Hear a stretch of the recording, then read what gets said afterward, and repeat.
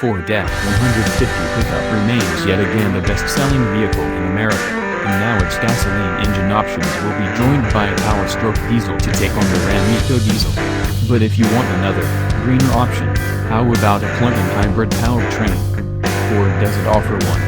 But XL Hybrids does.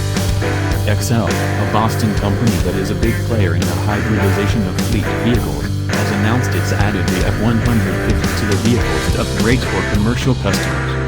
XL was already converting Ford Super Duty trucks, Ford Transit and E-Series cutaway vans, Chevy and GMC vans, shuttle buses, box trucks, that sort of thing, and recently announced a big electrification of Verizon's fleet.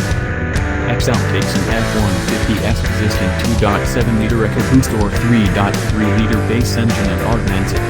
Actually, XL doesn't do it, nor fleet's own mechanics do it, with the shift-through kit that XL says takes less than a day to install. It works with either two-wheel or four-wheel drive trucks and any cab or bed configuration. The upgrade includes a 15 kWh battery, a traction motor spliced into the driveline, regenerative braking and the technology to control it all. The system supports level 1 and level 2 charging.